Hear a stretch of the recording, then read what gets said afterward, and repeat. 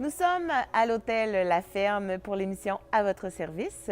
Cette semaine, nous recevons Madame Anne-Marie Turmel qui nous parle de découvertes littéraires. Nous recevons également Madame Joanne Vigneault qui nous parle de la nouvelle collection au Musée d'art contemporain. Et nous terminons avec les activités du camp Le Manoir. Alors, bonne émission!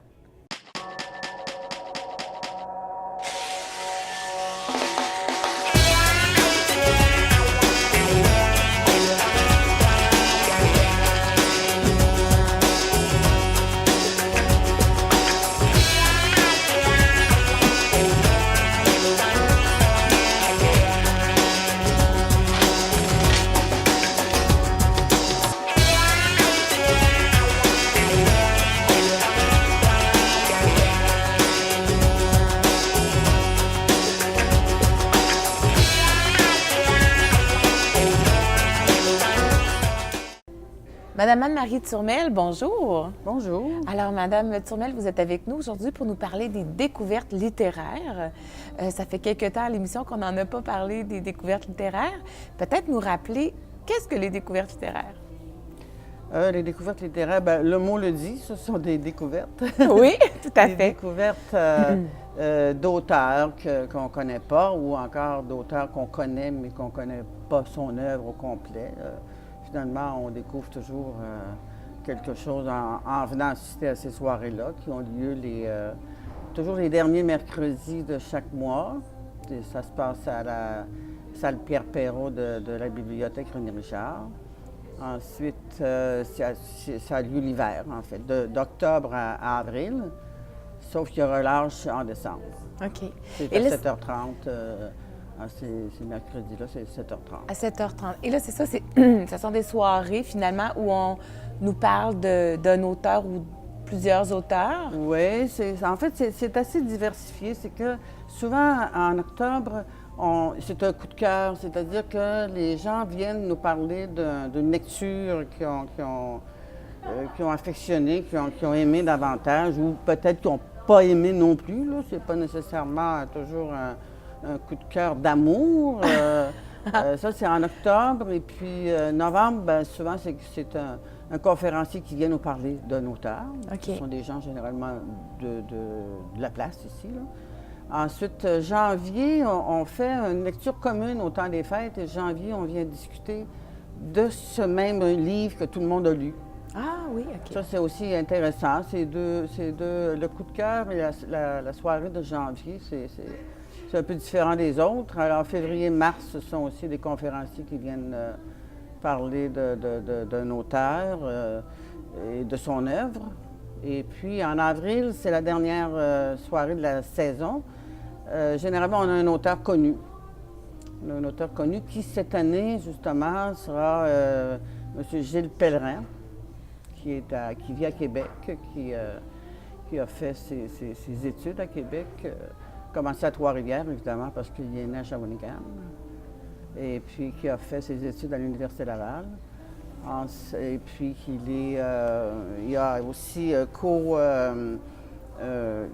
a aussi cofondé la maison d'édition Instant Même. Puis il en est le président. C'est lui qui est président de cette maison d'édition. Donc la plupart de ses livres sont publiés chez Instant Même. Et puis en plus, il enseigne la littérature au Cégep Garneau.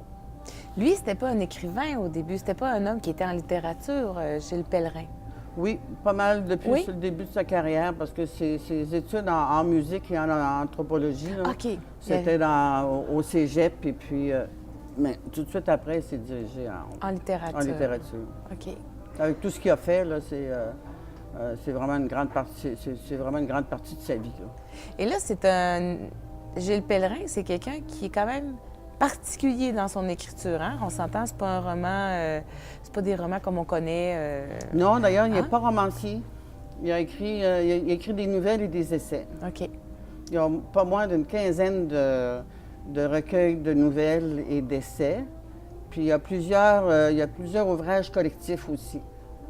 Il a Ah oui, obtenu ça veut dire que c'est d'ailleurs, plusieurs auteurs ensemble qui écrivent. oui, des ouvrages collectifs, c'est plusieurs auteurs. Et a obtenu également des prix dont le prix de l'Institut canadien pour son apport là, à la culture québécoise. C'est intéressant. Alors, lui, il va être là le mercredi... Mercredi le 30 avril. Le 30 avril. Ici à la bibliothèque, à 7h30, à 19h30. OK. Et là, il va nous parler, justement, vous avez apporté... Oui, ou peut-être avant de passer au livre, est-ce qu'il y a d'autres choses à dire sur cette... Parce qu'on le connaît... Moi, je ne le connaissais pas vraiment. Gilles Pellerin, est-ce qu'il y a d'autres choses qu'on peut parler? Oui, je pourrais vous dire. Je peux vous dire qu'il va nous parler de littérature, de francophonie et de nouvelles. OK. Il va nous parler le 30, là. Mais ici, j'ai apporté... en fait, c'est un essai, celui-ci. C'est Récit d'une passion. Ce sont des florilèges. Et on peut y lire, ce qu'il a choisi, c'est on peut y lire, par exemple, Pierre Perrault, Gilles Vigneault, Gaston Miron, nos poètes québécois. Là.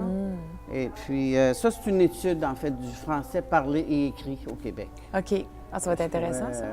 Ah oui, c'est très intéressant. Et ça, il va en parler durant cette soirée-là? Il va parler de littérature, donc il va parler sûrement qu'il va en parler. Là. Moi, il m'a dit qu'il parlerait de littérature, francophonie et nouvelles. Alors ici, ça, c'est un essai, justement. Et ce qu'on a dit de lui dans son essai, c'est que, en fait, quand il est essayiste, je peux vous le dire, par exemple, c'est... les fictions de Gilles Pellerin offrent au lecteur une superposition de l'objet et du sujet, de la métaphore et du sens commun, de l'action et de la pensée qui transcendent la dimension littéraire de la langue. S'ajoute à cela une verve mise au service de la défense de la culture et du français, lorsqu'il porte le chapeau d'essayiste. Ça, c'est ce qu'on dit de lui. Ensuite, ce qu'on peut dire de ses nouvelles... en fait, ce qu'on peut dire, point, c'est qu'il y a énormément de vocabulaire. Il y a beaucoup, beaucoup de vocabulaire. Il est même que parfois, il n'hésite pas à en inventer, là, malgré... C'est intéressant, ça, oser inventer des mots pour dire tout ce à qu'on fait. pense. Je trouve ça extraordinaire. Je peux peut-être vous donner un exemple, vous lire, ça s'appelle « L'esprit et la lettre », pour vous montrer à quel point il peut inventer des mots. C'est « Ma très chère ». Dès le moment où on commençait nos rapports bivaldes, il m'a semblé aller de soi que nous entarvions, il faut le faire, fussent chacun de son côté. Je ne vous cache pas ma préférence pour ces instinatoires dans lesquels nous trouvions, me semble-t-il, Durance et Mertile. Je me reproche aujourd'hui de ne pas m'en être ouvert à vous. La situation présente me gouverne à un point dont vous n'avez pas idée. La suite ne m'appartient pas. Je me suis suffisamment affapée pour que vous compreniez combien j'estime notre commune et mutuelle Amphibertie. Alors, c'est ça que c'est notre imaginaire qui embarque ou on cherche les mots, finalement? Oui. Je les ai cherchés, là, mais ils ne sont pas dans le dictionnaire. Non, c'est ça. Fait qu'il faut plus se laisser aller, finalement, au son que ça peut procurer en nous, parce que si on s'arrête à tous les mots, on ne se laissera pas aller, justement, dans ce espèce de voyage littéraire-là. Non, c'est ça. Il y a des formules chocs. Il y a certaines formules chocs aussi, là. Comme, par exemple, il y a une nouvelle là-dedans qui a titré Épitaphe, là, et qui a une ligne, et puis qui dit « Il ne faisait jamais rien de bon. Le reste, il le faisait mal. » Ça, je trouve ça très drôle. Oui, en fait, c'est sûr qu'il peut nous... il y a quand même, il y a une préférence pour les textes courts et condensés, là. Oui. Et puis, qui peuvent nous faire rire, qui nous font réfléchir aussi, et puis, qui sont parfois déconcertants, là. Ou qui nous laissent muets après, hein? Oui, c'est ça. Oh, oui. En tout cas, ça crée une réaction, c'est certain. Exactement. Oui. Alors, c'est à peu près ce que j'avais à dire. Il est rigolo, il est intéressant, il est distrayant. On le lira sans doute pas pendant une demi-journée de temps, là. Mais c'est aussi son implication dans toute sa carrière sur la culture québécoise et la langue française. Oui. Mais ça va être très intéressant de le rencontrer. Alors, on va le voir le 30 avril à la bibliothèque, finalement, à la salle Pierre Perrault. Oui. Et je pense que personne ne va s'ennuyer lors de cette soirée-là. Alors, j'invite tout le monde à... Je voulais juste savoir, Mme Turmel, est-ce qu'il y a un coût Non, non, non, C'est c'est gratuit. gratuit. C'est gratuit. Il y a même café. Le café, on offre le café. La bibliothèque offre le café et du jus, généralement. OK. Alors, c'est à la... À partir de 7h30. Ouais, à partir de 7h30. Ça se termine généralement à 9h, à 21h. Et puis, tout le monde est invité, puis ça va faire plaisir et à l'équipe qui l'organise et à M. Pellerin aussi. Tout à fait. Je me dis, en ce temps pas tellement printanier, mon Dieu, ça va mettre de la couleur dans la vie. C'est vrai, oui, oui, oui. Alors, Mme Turmel, merci beaucoup d'avoir été avec nous. Et c'est un rendez-vous pour le 30 avril. Oui, ça m'a fait plaisir. Merci à vous.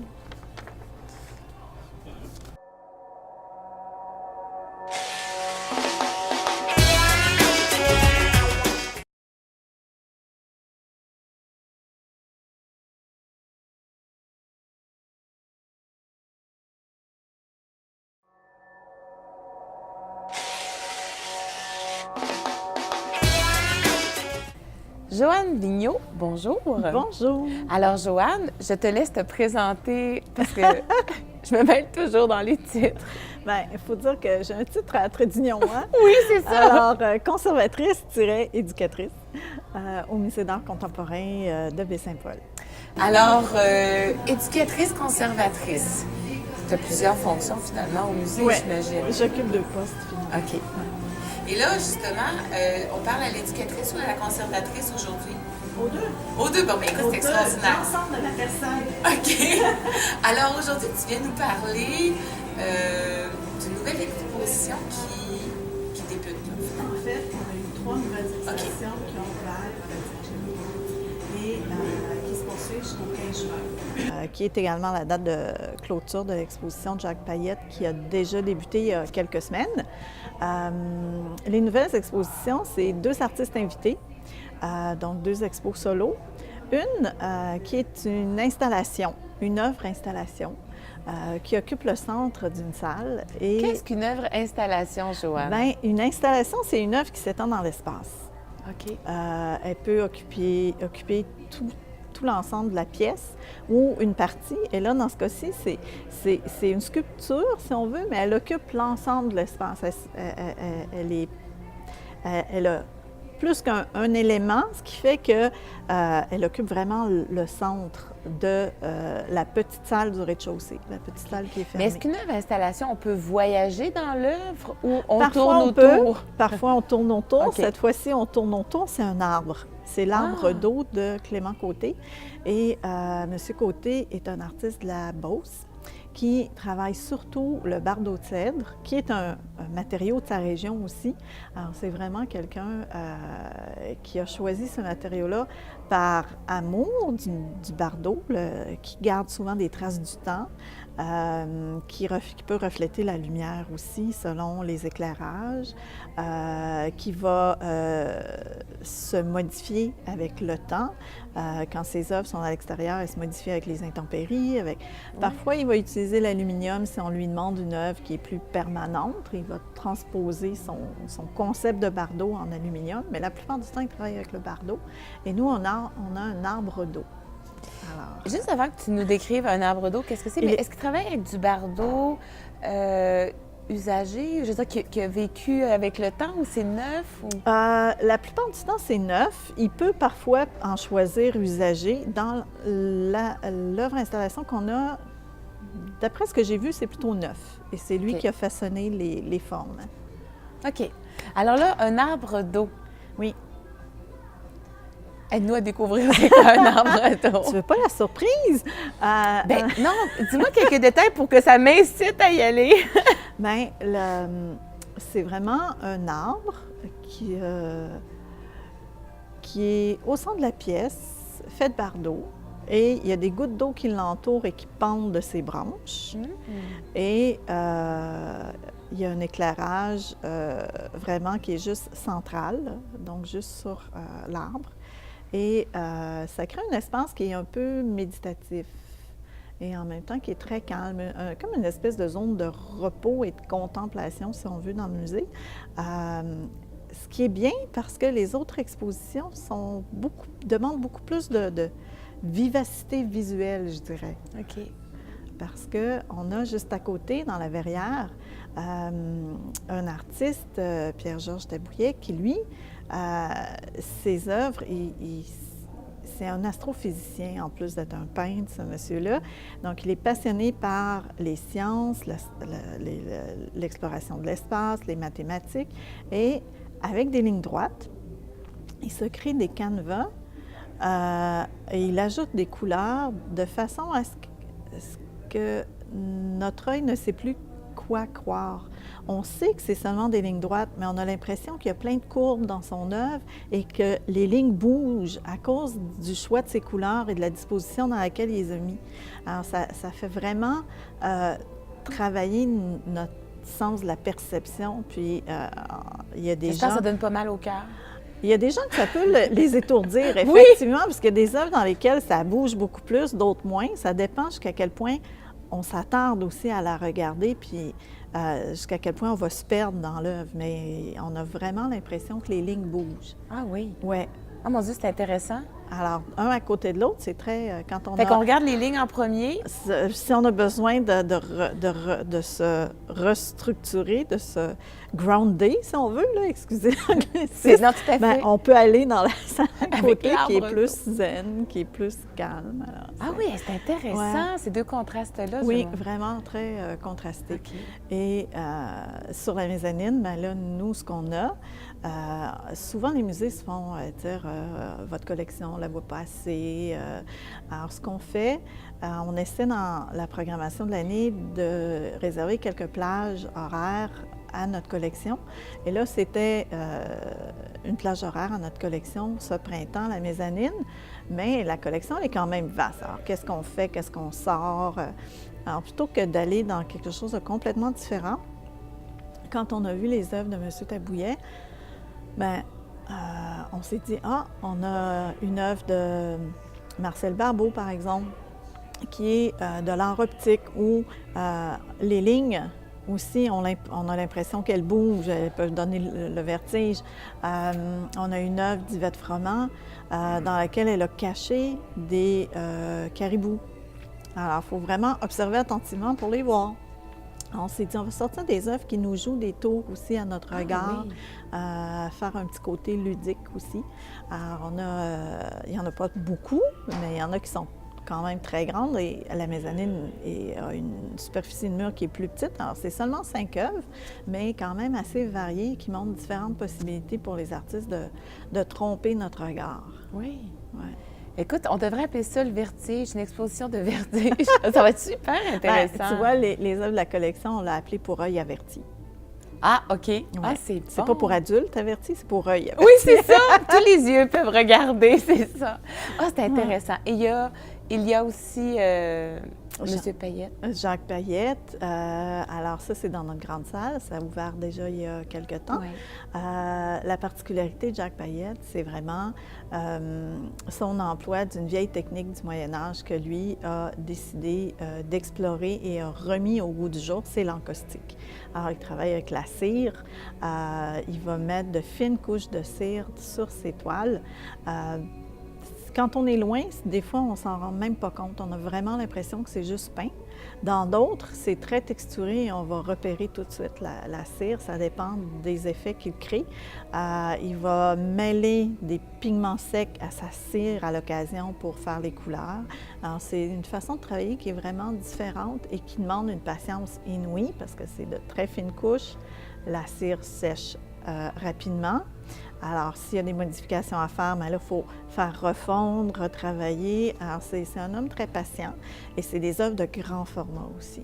Alors, il y a toujours l'aspect, sa thématique essentielle, c'est le temps, puis les traces de passage de l'humain. Alors, il va soit avoir des objets qui démontrent qu'une personne a vécu dans cet environnement-là, ou des êtres humains, et c'est toujours des gens de sa famille. C'est soit lui, sa femme, ses enfants, ses petits-enfants. Alors, c'est toujours rattaché à son clan, mais en même temps, chaque individu est seul dans ses tableaux. Alors, c'est une famille quand on regarde l'ensemble de l'exposition, parce que c'est son clan, mais chaque tableau, c'est un individu, comme quoi on est comme peut-être... on fait partie d'un tout, mais en même temps, on est on est seul, on est notre propre personnalité, notre propre individu. C'est à nous de choisir, tu sais, comme Est-ce que tu ressens la solitude dans ces tableaux? Dans certaines œuvres, oui. Entre autres par la posture, parfois des personnages qui peuvent être recroquevillés sur eux-mêmes. Alors, il peut y avoir dans certaines œuvres une sensation de solitude, effectivement.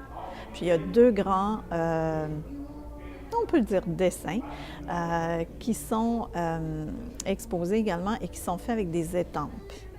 Alors ça, c'est fascinant parce que c'est très grand et chaque dessin est composé de 2 cartons sur lesquels il a étampé des milliers de fois la même étampe. Alors, et ça fait un décor architectural ou un personnage. Alors, c'est vraiment, et c'est avec le nombre de fois qu'il va mettre l'étampe sur le carton qu'il va utiliser, oui. qu'il va faire des ombres plus noires, plus grises, il va jouer avec ses teintes et il utilise le blanc du papier pour faire sa lumière. Alors, c'est vraiment un homme excessivement patient. Écoute, moi, je trouve que c'est presque angoissant à entendre parce que je ne suis pas patiente. Alors, je m'imagine tout ce travail, mon Dieu, retenir l'émotion qu'il faut qu'il sorte. Non, oublie ça. Mais ça doit être très intéressant à regarder. Oui, c'est fascinant. C'est fascinant à regarder. Et juste nous rappeler, avant de terminer, il y a toujours les mardis découvertes. Oui, les dîners découvertes, oui. 4e mardi du mois. En avril, c'était le 22. En mai, c'est le 27. Et en mai, c'est Pierre-Léon Tétrault dont on va parler. Fait que tu vas pouvoir venir nous en parler? Peut-être, oui, que je pourrais revenir t'en parler. Ça serait fun. Puis, c'est toujours une occasion pour nous, justement, parce qu'on se fait dire que nos œuvres, on ne les voit pas suffisamment, de sortir un trésor de la réserve et de le présenter aux gens, de présenter un petit peu l'artiste. Avec le beau temps qui, on espère, va revenir de plus en plus rapidement, on invite les gens à apporter leur dîner au musée, puis à venir se faire un petit festin, puis à changer la routine. Oui. Ouais. Ça fait du bien, des fois, de casser la routine du travail, trop tête et se laisser emporter dans un tableau, finalement. Puis, c'est pas un cours didactique, là. Ils sont pas obligés de prendre des notes, ils sont pas obligés d'être méga attentifs. Souvent, c'est des échanges, comme en avril, c'est Georges-Édouard Tremblay. Alors, il y a des gens qui risquent de l'avoir connu. Oui. Alors, ça risque d'être intéressant parce que on a des échanges quand les gens, quand j'ai fait René Richard, il y a des gens qui avaient connu René Richard quand eux étaient gamins, ils allaient le voir puis ils le trouvaient un peu bourru ou comme il lui faisait peur parce que c'est un homme assez costaud et de prestance. Alors, c'est intéressant d'entendre les anecdotes des gens qui ont fréquenté les artistes. La plupart du temps, moi, je les ai jamais fréquentés. Alors, ça ajoute plein d'informations au dîner. Alors, c'est plus un échange, finalement. Un peu de fraîcheur dans notre journée. On espère. C'est ce qu'on essaie de faire, de mettre du soleil dans les yeux des gens à travers les œuvres et les activités proposées. Bien, Joanne, merci beaucoup d'avoir été avec nous. Alors, on invite les gens à aller visiter le musée d'art contemporain. Oui. Et ses expositions qui se terminent le 15 juin. Parfait. Alors, bien, merci beaucoup. On se dit à bientôt. D'accord. Merci.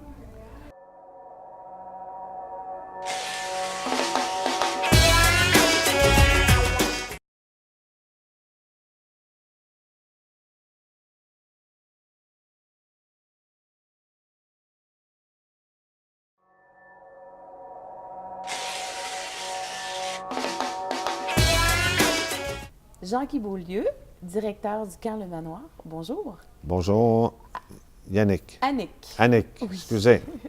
Alors, Monsieur Beaulieu, vous êtes avec nous pour nous parler justement de ce camp Le Manoir, qui est un camp qui fête ses 50 ans cette année. Exact. Alors, peut-être nous parler un petit peu de comment ça a été fondé, ce camp-là?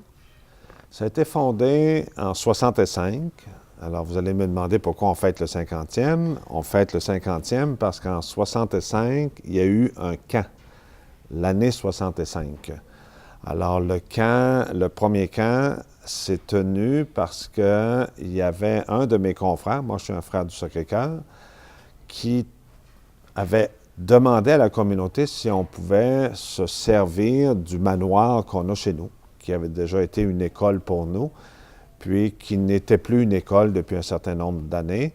et qu'on puisse s'en servir à l'avenir pour offrir à des jeunes garçons à l'époque, là, puis l'époque va durer longtemps, vous allez voir. Alors, des jeunes garçons, un camp de vacances. Alors, la communauté a accepté. Et au début, il n'y avait que des frères qui étaient à la fois directeurs, moniteurs d'activités, moniteurs d'équipe et tout, là. Alors, ils sont partis, ils étaient 6 confrères. Et ils ont démarré. Et l'année 65 a été l'année des premiers camps. Pour nous, il a fallu faire, parce que à l'époque, on avait le manoir, mais pour un camp de vacances, le manoir n'était pas organisé. Alors, pour démarrer le camp de vacances, la communauté a accepté de bâtir les 4 chalets qui servent depuis 1965 aux campeurs, puis maintenant aux campeuses, là, depuis quelques années. Alors, ces chalets-là ont été bâtis dès l'année 65 pour l'ouverture du premier camp, qui nous permettait d'accueillir 64 campeurs. Ah oui, dès la première année, il y Dès a eu la 64 première année. campeurs? Il n'y en a pas eu 64 dès la première année, mais c'est venu au fil des années. Puis il y a des années qu'on a dépassé, alors on ajoutait un endroit dans les chambres, on ajoutait un lit coincé entre d'autres lits pour nous permettre d'accueillir jusqu'à 72 jeunes dans les meilleures années. OK. Et ça a été... Puis là, on avait quelques activités de camp de vacances. Les activités se sont élargies au fil des années. Et l'activité qui s'est élargie l'année suivante, la communauté des frères a accepté de bâtir une piscine. Alors, la piscine existe toujours. Je dois reconnaître que celui qui l'a bâti a fait un excellent travail.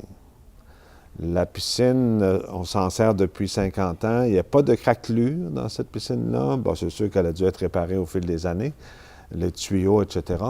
Mais puis, c'est bâti à un endroit impossible. Quand ils sont revenus il y a quelques années, ils ont dit aujourd'hui, jamais on ne referait une piscine ici, parce que ça a été bâti en bas d'une falaise, puis il fallait presque des bulldozers pour sortir les camions qui osaient rentrer là.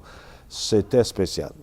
Et depuis 66, donc, ça fait 49 ans, on se sert d'une piscine au camp Le Manoir, puis c'est une activité qui s'est ajoutée, donc, dans le menu des activités auxquelles les campeurs participent là, pendant qu'ils viennent chez nous.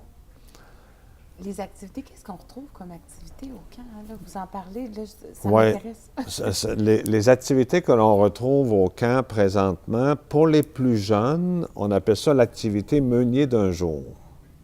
Parce que, comme nous sommes un manoir, à côté, il y a un moulin banal, que vous connaissez probablement. Alors, le moulin à farine. Nous autres, on fait vivre à nos jeunes campeurs, 8, 9 ans, parfois 10, là, mais surtout 8 et 9, l'activité meunier d'un jour, c'est-à-dire avec un moniteur, il prépare du pain. Et il le prépare, puis on va finir ça chez le voisin, parce que le moulin banal ne nous appartient pas, il appartient à une autre corporation. Alors, eux autres, ils ont sur leur terrain les anciens fours à pain. Et on fait du feu, puis les jeunes, à la fin de la journée, quand leur pain a monté, là, alors on va faire cuire leur pain et on fait aussi du beurre. Ça, c'est... Puis l'enfant, le soir, mange son pain chaud avec du beurre froid. Quoi de meilleur que ça? Et les enfants sont très contents de faire cette activité-là. C'est vraiment une activité gagnante. Alors ça, c'est une activité pour les plus jeunes. Les autres activités, bon, on a parlé de la piscine. Oui. Sur notre terrain, au fil des années, on a bâti ce qu'on appelle une piste d'hébertisme. Alors, on a 40 modules différents d'hébertisme, ce qui fait que les jeunes, quand ils viennent chez nous, ils sont chez nous pendant 12 jours. Alors, les jeunes font la piste d'hébertisme puis ils ont presque, parce qu'ils y vont à 3 reprises dans leurs 12 jours, alors ils ont presque le temps de combler à peu près les 40, sinon on en passe quelques-unes, puis on va toujours faire les plus intéressantes, c'est toujours ça qui est le plus intéressant. Alors ça, c'est assez remarquable, la piste d'hébertisme qu'on a chez nous. Le soccer, alors c'est une activité qui a été ajoutée il y a quelques années.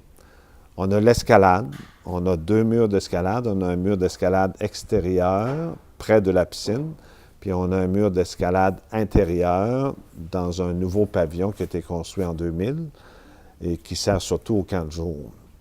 Alors, l'escalade, tir à l'arc, tir à la carabine. On a une activité pastorale avec les enfants, une activité art plastique, puis il m'en manque une parce qu'on en a 9. Ah, le tir à l'arc, je l'ai dit. Tir à la carabine, l'escalade. Bon, j'en oublie un. Alors, s'il me revient, je le dirai. Alors, on était rendu. Là, j'ai sauté tout de suite aux activités. Mais Ouais. on était en 66 avec la piscine. Ouais. Et au fil des années, c'est ça, les activités se sont ajoutées. Se sont ajoutées. Et c'est ajouté aussi parce que chez nous, on chante beaucoup l'été. Avant chaque repas, on chante.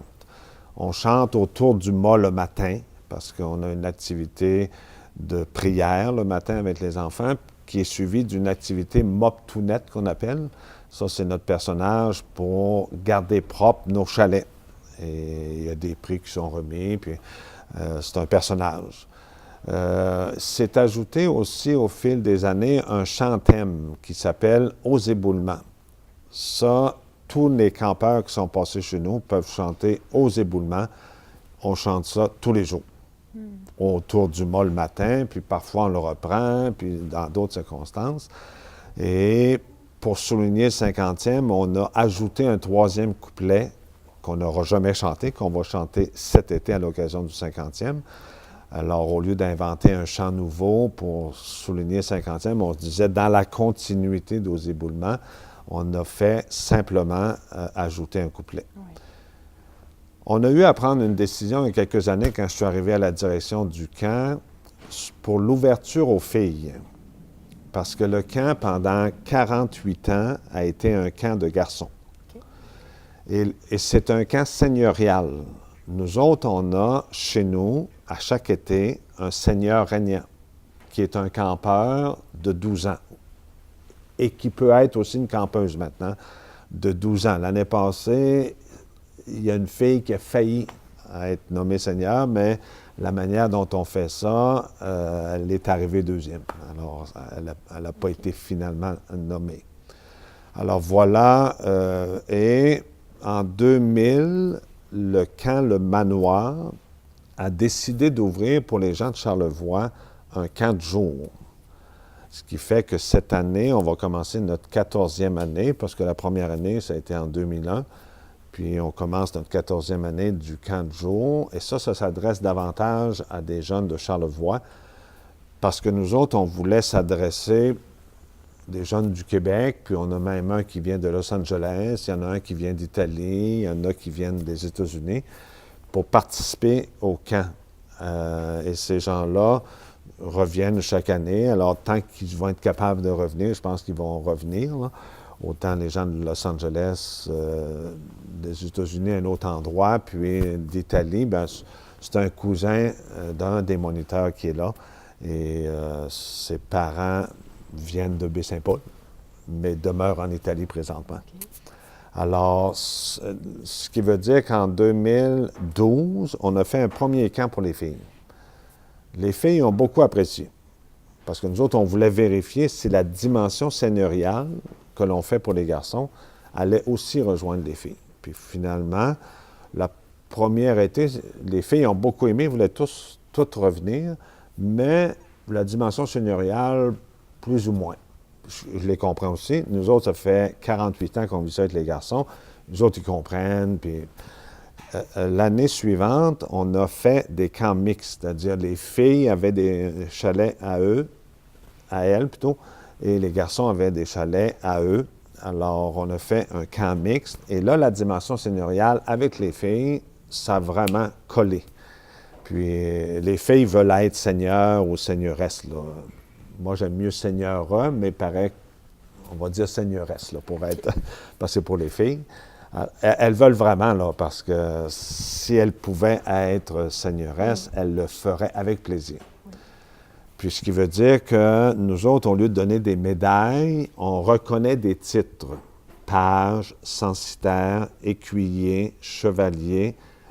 Parmi les chevaliers, il y a un seigneur qui est choisi. Puis ceux qui dépassent l'âge de 12 ans, parce que nos garçons peuvent aller jusqu'à 14 ans, ils ont le titre de baron. Puis on donne une médaille de Saint-Louis. Ça, c'est pour les 2 meilleurs campeurs pendant les années qui sont venues, là, ceux à qui les moniteurs, les monitrices, l'équipe reconnaît. Ça, c'est des campeurs exceptionnels. OK. Et là, justement, pour les 50 ans, il y a des activités qui s'en viennent Oui. pour souligner ces années. Oui. La première activité qui vient, c'est l'activité du brunch.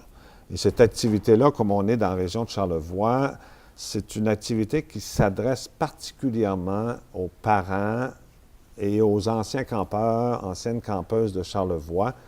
Alors, parce qu'on voulait faire une activité plus charlevoisienne pour permettre aux gens de Charlevoix de participer presque entre eux autres à une activité. Alors, la manière dont c'est organisé, nous autres, à cause de notre dimension foi, là, les Frères du Sacré-Cœur ont toujours eu dans cette mentalité, avec les enfants qu'on accueille, on vit des expériences de foi sans être coincé, là, puis tout ça, là. Mais on offre aux jeunes. Alors, on débute par une célébration à l'église des Éboulements le dimanche 4 mai et on va prendre un ancien seigneur qui est un habitant ici là, de Baie-Saint-Paul ou de Saint-Urbain, je ne sais pas trop, qui travaille à l'hôpital, là, Bastien Gaudreau. Alors, Bastien va agir comme seigneur. Il l'a déjà été en 87 chez nous, puis là, il va agir comme seigneur pour le dimanche du brunch. Et on va avoir aussi 8 enfants qui vont agir à 8 titres différents, l'intendant de la Nouvelle-France, etc. Il va former la table seigneuriale quand ils vont revenir au manoir. Mais à l'église, parce que le Seigneur avait un banc qui lui était réservé à l'époque, et sa suite seigneuriale, alors on va reproduire ça à l'église. Après la célébration, on se rend au manoir des Éboulements, et là, il y aura une entrée seigneuriale. Alors le Seigneur, avec sa cour, va entrer, puis ils vont être les premiers servis. Puis après ça, va débuter le brunch pour la population. Okay. C'est notre premier événement. Okay. Le second événement est un repas bénéfice. C'est un repas bénéfice qui se tient à Québec le 14 mai, alors 10 jours plus tard. L'objectif du repas bénéfice est très simple. Depuis plusieurs années, depuis toujours presque, on aide des familles plutôt, là. Finalement, c'est les enfants qui sont aidés, là, mais c'est les parents qu'on aide pour pouvoir envoyer leurs enfants, malgré le fait qu'ils n'aient pas les moyens financiers de le faire. Alors, on aide en partie et parfois en totalité pour payer le camp à 1, 2, 3, 4. L'année passée, on a aidé 45 enfants pour 22 000 $. Ah oui. Alors, le repas bénéfice nous aide à ramasser de l'argent. Puis, on a des donateurs aussi privés qui le font et des organismes qui le font. Dont un organisme de la région de Charlevoix, le C3S, envoie des enfants campeurs, puis on se répartit la moitié de la facture. Ah. Alors, pour nous autres, c'est très aidant. Et ça permet des jeunes de vivre l'expérience des camps. Ça permet de jeunes de vivre l'expérience des camps et des jeunes qui sont en général très pauvres. Okay. Et parce qu'un pauvre ne peut pas aller dans un camp. Au prix que coûtent les camps de vacances, c'est impossible. Ça fait que c'est un beau cadeau pour ces jeunes. C'est un beau cadeau et les gens des CLSC en général nous disent que leurs jeunes leur reviennent transformés parce qu'ils sont fiers d'avoir été avec d'autres sans que les gens sachent qui nous. Parce que nous autres, il n'y a aucune publicité sur ça. Et il n'y a personne qui sait qui a payé puis qui a reçu de Oui, l'aide. c'est ça. Puis c'est pas nécessaire non plus. Le dernier événement va se vivre aux éboulements aussi, mais là, il s'adresse à tous les anciens et les anciennes. Ce sont les retrouvailles le 2 et le 3 août. Ça, c'est le gros événement. OK. Alors, on attend plusieurs centaines de personnes et on invite déjà à l'avance, parce qu'il y a eu beaucoup de gens de Charlevoix qui sont venus chez nous, là. Autant au camp de jour qu'au camp de vacances, parce que c'est le camp de vacances qui célèbre ses 50 ans, mais le camp de jour est né pendant la période du camp de vacances. Oui. Alors, ce sont nos 3 événements.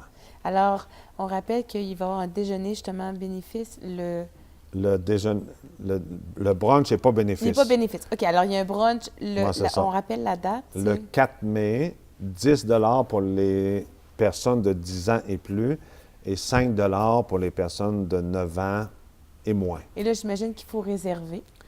Il faut réserver. Il s'agit d'appeler au camp Le Manoir et demander à parler à Jean-Guy Beaulieu ou de dire « Je veux acheter des billets, puis on va prendre votre nom parce que je ne suis pas toujours là ».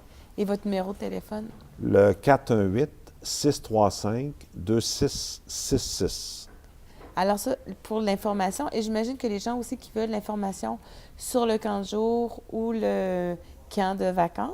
La même chose, le téléphone ou le courriel. Le courriel, c'est très efficace aussi.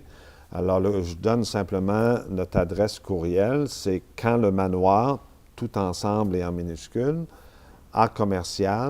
@hotmail.ca. OK. Alors, bien, écoutez, on vous souhaite un bon 50e cette année. Merci. Et on invite les gens à se joindre à vous pour le déjeuner, le brunch. Le brunch. Alors, merci d'avoir été avec nous, M. Jean-Guy Beaulieu. On se dit Merci à beaucoup, bientôt. Annick. Merci.